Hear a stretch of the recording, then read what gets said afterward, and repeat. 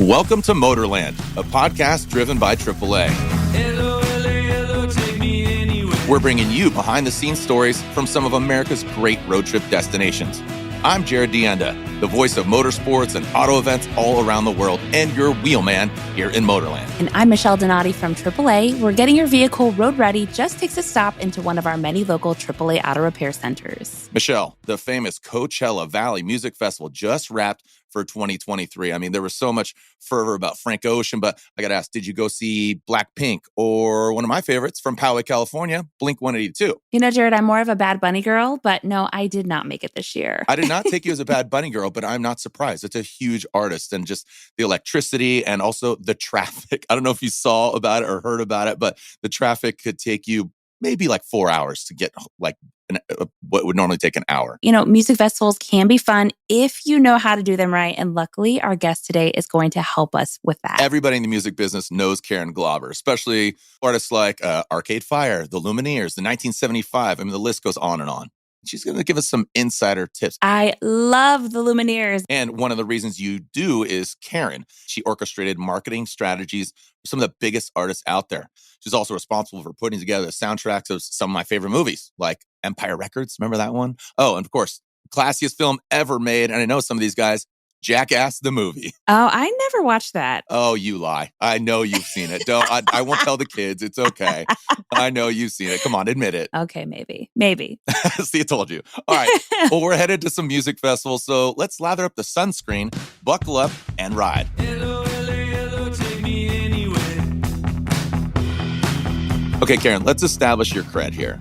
What big annual music festivals have you attended through the years? This is the first year I actually have not gone to Coachella.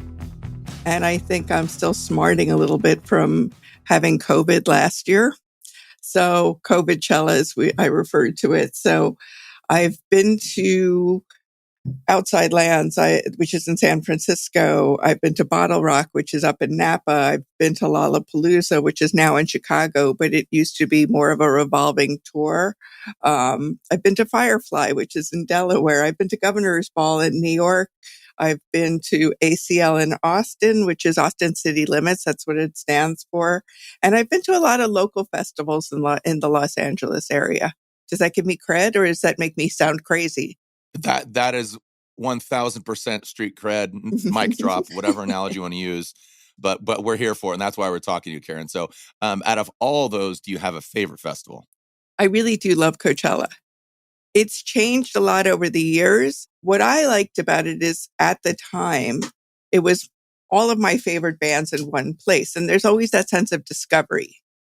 And I think it's important with any festival that you go in with your priorities. Let's say you're a Bad Bunny fan, and that's going to be the act you have to see. You're going to be parked at that main stage a couple acts prior, because you want to get as good of a viewing spot as possible. So even though something else you're slightly interested, maybe at another tent or a different stage, if this is your priority, you are staying put. And I'll give you an example. There was a band from the 80s I just loved called The Replacements, kind of a grungy, garagey rock band. I was friends with them. And it was sort of a wish of the head of Coachella to have The Replacements play. And they were following, I believe it was Pharrell. And I love Pharrell, so that was kind of cool. But I was standing right up front for Pharrell, and people were elbowing me because he was certainly a huge draw that year, is when Happy was exploding and everything was great. But I was not going to move. I was going to have my little spot for The Replacements. And the funny thing that happened was after Pharrell played, everybody left. So I could have shown up 5 minutes before. It wouldn't have mattered. And then I'm looking around it wasn't a huge crowd for The Replacements, because, the people that were around in the 80s and remembered them were few and far between, and probably doing anything else that weekend than going to Coachella. But still, I had prioritized it. And that's kind of how I feel about most festivals. It just depends on what you're going for. Let's say you're going because you're going for the food. If you're going to Bottle Rock in Napa, you're going for the food and the drink. And the fact that the bands are there, that's fantastic. But you're going for the whole experience. And now Coachella has become that experience. And if you go because you want to get your picture taken with influencers and people that are on random Bravo shows, that's your priority. You got to go the first weekend because they only go the first weekend. If you actually want to see music and get a decent hotel, you're going to go the second weekend. And by the way, if only once in maybe the 20-some years of going to Coachella that I stayed for the Sunday headliner, I'm usually done. So that's a tip that if you're not madly in love with a Sunday headliner, go home. So it'd be like, if I could just hang in there and reward myself with some in and out, that would be the way to go. So in and out's on the checklist. What else is on the checklist of going to any festival? If it is Bottle Rock, if it is Coachella, what are the must-haves to take with you? Well, the obvious thing is an extra cell phone charger. They like to say there are places to charge your phone. There aren't. Forget it. Bring a water flask with you. And a lot of times they offer free water. Otherwise, it's going to be expensive. But the thing also about some of the festivals is they're smart about it and they make sure there are water stations so that you can bring that. The other thing to bring is patience. And I don't think a walkie-talkie is a terrible idea, just to make sure you don't lose your friends. The thing about a walkie-talkie is that if you can tap into the production's walkie-talkies, you can walk around like you're a boss. Oh, wow. Karen's got the major hack here. She's like, we got Pharrell right here with us. Yeah. Yeah, really, exactly. I need a golf cart right now to get from the Sahara tent to the main stage. Please, I'm taking a golf cart. When I'm approaching a festival, when I think about going, they're held the same weekend every year. So I already know now that Coachella is going to probably be the first and second weekends next year. So what am I going to do? I've been a member of AAA for 30 plus years. I'm going to go on my favorite hotel's website, use my AAA rate and book my hotel now for next year because it hasn't been announced yet. The other things, like if you're staying at the same place every year, get to know the manager of the hotel.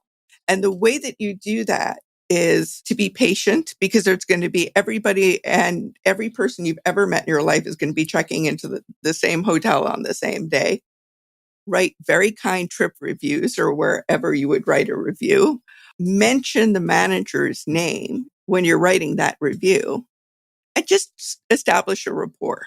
I've gotten to know the manager over the years. And it's advice for any hotel that gets bombarded. Let's say it's a convention. Let's say it's a festival, whatever it is. Yeah. Get to know the staff that work there. Yeah, that's a great travel tip in itself, not even for the festivals, as you say.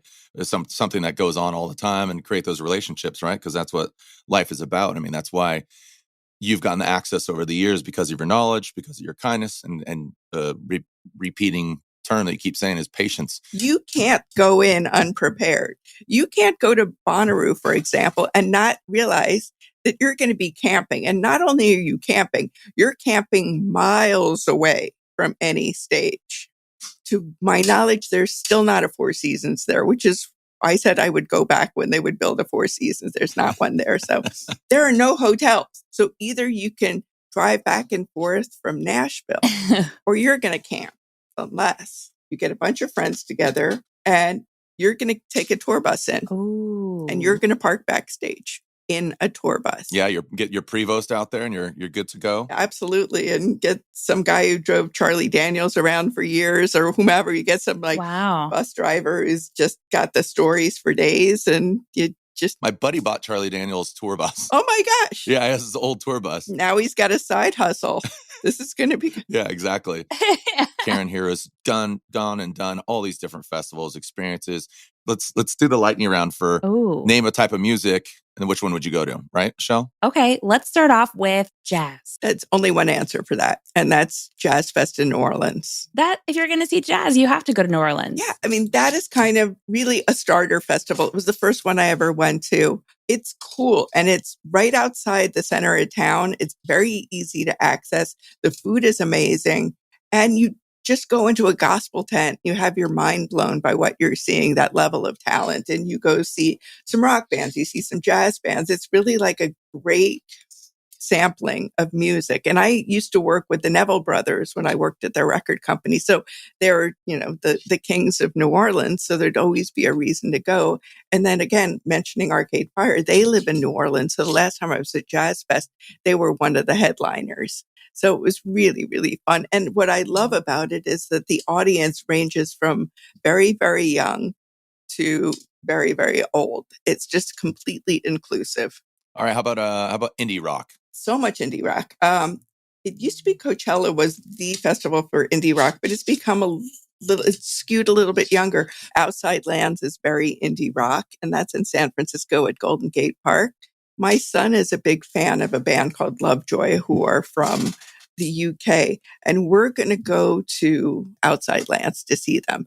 And it's a good way to introduce your kid to music. And the thing about going to a festival and why I encourage it so highly, it's a sense of community. You know that whomever else is there, beyond the celebrities, beyond the people that just want to get their outfits photographed, and that's perfectly valid if that's what you're into, you know that if you're watching a band and you can say to that other person, I love that band. Whom else should I see while I'm here?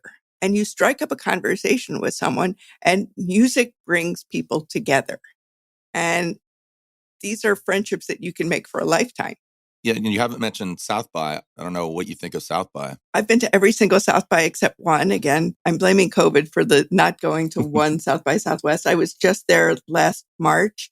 It's not really a consumer festival. Mm-hmm. It's a music business festival, and anything you're tangential, or if you're in a band, it's a great place to go. Austin's a lot of fun. Yeah, I understand that. If you're pursuing a career in the music business or you're in a band, South by Southwest is a lot of fun. What about hip hop or rap? Because I love alternative, but I also am a hip hop girl. So I have to know what festival you'd go to or you'd pick for that. Every year, Tyler, the Creator, does Flog Gnaw in Los Angeles. I would go to that. That would be my idea. I love him. That would be the one I go to. However, what I'm finding, and it's very exciting, is that a lot more hip hop's being incorporated in Lollapalooza and Coachella. And so you get, for people like me who didn't necessarily grow up on hip hop, it's a great way to see the best of the best. So I don't know, this is not on our list, but I have to ask, because thinking about some of the best shows I've ever been to, a lot of them are covers. So like the ultimate best concert I've ever been to was a Journey cover band in Rocky Point. They spoke no English, but knew every word to every Journey song, and it was amazing. So is there a festival that covers some great cover bands, or is there a show or something that you would recommend for someone who's into that? A Hilton on a Thursday night. Roasted, as my kids would say. Oh. Probably near an airport. I'll take it. You know, the best part about this is, Karen, this is what you've built your career on, being honest, being transparent. I love it. Telling us your opinion, because if you just blew smoke, you're not going to be legit. We want to be having this conversation. I don't think it's hard to find cover bands. Yeah. Whose names are slightly different than the band that they're covering. The tribute bands, I'm sure. There's a place for them. I don't drink. That's my problem. It's not interesting to me. Yes. Okay. Talk about the backstage thing, because you've been backstage plenty of times. The best part about backstage is the bathrooms are cleaner. And they're usually just sort of a step or two above a porta potty. So that's, to me, is the number one priority for backstage pass. Sometimes the artists are hanging out of their trailers and talking to each other. But the thing you can't do is go up to a random an artist and say something really random. Like, my mom's a big fan of yours. Never say that ever to an artist. Ever, ever, ever. Makes them feel old, right? Yeah. Or the other favorite things to not say to an artist. So I never really liked your music, but I just saw your performance and you're pretty good. So I have heard that said to artists so many times. It's not advised. If you wind up backstage, again, you do it for the bathroom, you do it because there's often free water, and you just have to respect that this is the artist's place to unwind, and who they are on stage is very different than who they are backstage. And usually artists do the same festivals year after. This is a way artists get to see each other and kind of relax. And some areas of backstage are so you are not getting anywhere near there because it's a separate part of the compound, and that's usually for the headliner. So But it's always kind of fun to see someone like Phoebe Bridgers, who's in the band Boy Genius, who's a genuine fan of music. And you'll see all the younger bands kind of posting photos with her. Like they had a chance to meet her, and that's a big deal for the band. It wouldn't be a big deal for her to meet you. That's sort of my attitude is my interaction with this artist can enhance their life in any way? I think we usually know the answer to that. Are there any new festivals coming up this summer that you're excited about? Yeah, there's a really interesting one called Reset, and it's 12 markets over 4 weekends. So let's say the first starts on the West Coast. So it's going to be one band will be headlining in San Francisco while another band is headlining in Pasadena and another one in San Diego. And they'll do that loop. So in Pasadena, for instance, the headliners are Steve Lacy plus 4 or 5 other bands that are comparable. Boy Genius, which is Phoebe Bridgers' kind of super group, which is incredible. And then the other one is the return of LCD Sound System, which people are so excited about. Yeah, I'm looking at the Reset. The venue in Los Angeles is basically at a golf course in the shadow of the Rose Bowl. And it's a lot of fun to go to shows there. You get a lot of steps in. And my number one priority for this is parking. I cannot stress to you how much better your life is if you have parking. Pay for parking. That's an expert advice tip right there. Yeah, that absolutely makes sense. Your feet will thank you. So when we're talking about festivals, I just want to say my number one priority besides clean-ish bathrooms is parking. Parking can change your entire experience. Assume that if you're going to take an Uber into the festival, the Uber is going to drop you off miles away and your cell service is going to be spotty. And when you need to leave, you are going to be trapped. This is my number one concern of a festival is where am I going to park my car? And also exit strategy, right? When you go to leave. Yes. If you're with someone who wants to stay to the final encore of the final band, the final night, they are not your friend. They are just not. You find another group of friends. Well, thank you so much, Karen. I really appreciate you. I love you guys. I hope we, I really do want to go to a festival with you guys. It'd be so much fun. We can meet at the Hilton, though. I'll meet you at the Hilton for a good cover. No? Okay. Well, thank you so much, Karen Glauber. Thanks again for bringing the music to us here in Motorland. Take care, everybody. Thank you. Man, she was so good. Oh my gosh. Roasted by her. She's like, that's at the Hilton. I was like, oh. She flamed you. I feel honored to be roasted by Karen. I like cover bands. Career highlight right there.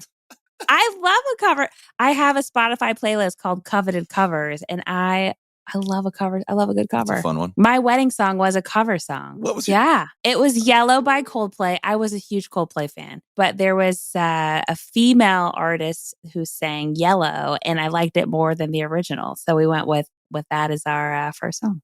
You just couldn't get Chris Martin there? That's a bummer. It's a little busy. Yeah. A little bit. Michelle, super stoked that you got to come along on this ride. We both love music. And thank you to our sponsor, AAA, for keeping us on the road as we listen to the soundtracks of life. And don't forget, Jared, AAA members like yourself and like Karen can use the AAA mobile app to access your member benefits, including the ability to request roadside assistance and make your hotel reservations before the next music festival. Great tip, even from Karen, So, hey, if you don't know how to click on the subscribe or follow button on your podcast app, call AAA. They'll be right out there to help you. That's important because we want you on board with us every time we go for a spin here in Motorland. Hello, take me anywhere. Motorland is executive produced by AAA Mountain West Group in cooperation with Sound That Brands. Hello, Take Me Anywhere, written by Justin Sullivan, performed by Night Shop, by arrangement with Terror Bird Media. Thank you so much for listening. If you like it here in Motorland, please give us a rating and a review and share it with all your friends. I'm Jared DeAnda. May the road rise to meet you and the wind be at your back.